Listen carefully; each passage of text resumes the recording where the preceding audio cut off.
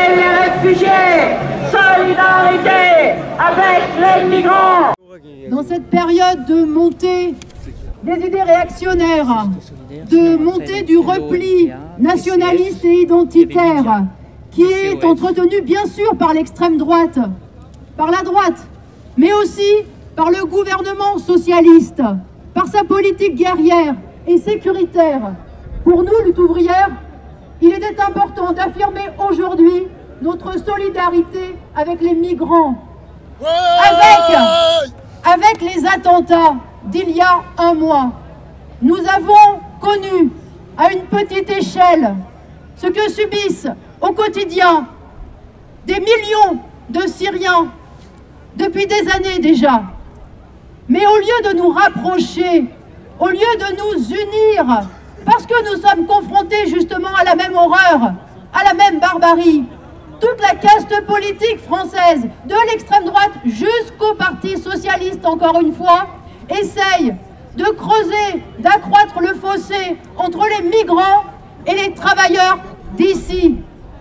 Pendant tout un temps, ils nous ont expliqué que la France ne pouvait pas accueillir toute la misère du monde. Aujourd'hui, ils sont en train de nous dire qu'il y aurait des terroristes capables de s'infiltrer dans les rangs des migrants, et c'est à ce prétexte-là qu'ils cherchent à fermer les frontières. Ils cherchent à faire passer des victimes de la barbarie pour des assassins potentiels, et ça, c'est une monstruosité. Tout est ignoble dans la politique des grandes puissances. Ce tri qui est fait entre les bons migrants, qui seraient les réfugiés politiques, et les mauvais migrants, parce qu'ils fuient la misère. Ces centres de tri, ces fameux hotspots, qui sont en fait une façon de sous-traiter aux pays pauvres le problème, entre guillemets bien sûr, des migrants, c'est-à-dire à la Jordanie, à la Turquie, à la Grèce. Tout est ignoble et c'est une politique qui est criminelle. Une politique qui est criminelle ici, parce que les migrants qui ont réussi à traverser la Méditerranée sont des survivants. Et à force d'ériger des murs, des obstacles, des barbelés, le gouvernement français les force encore à errer sur les routes, à passer de camp infâme en camp infâme, et les condamne encore à risquer leur vie. C'est une politique criminelle ici, et c'est une politique criminelle au Moyen-Orient.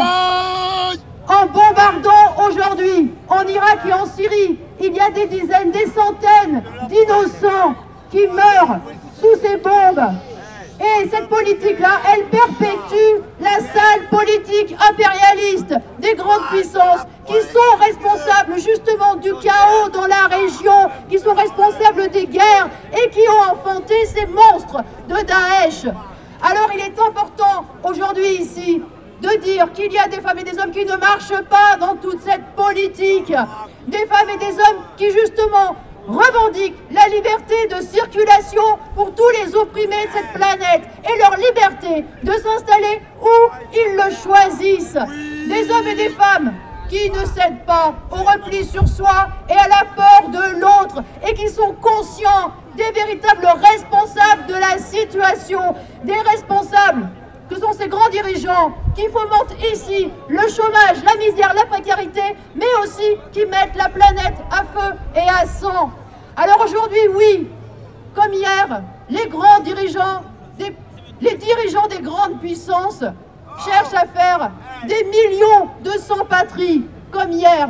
Eh bien, nous disons qu'il faut, nous les travailleurs, nous les exploités de France, les accueillir en frères de classe et leur dire qu'ils sont les bienvenus dans la patrie des travailleurs, la seule patrie sur laquelle ils pourront se reposer et en tout cas, justement jouer ce rôle d'avoir aussi à combattre avec les exploités d'ici contre ceux qui nous oppriment. Et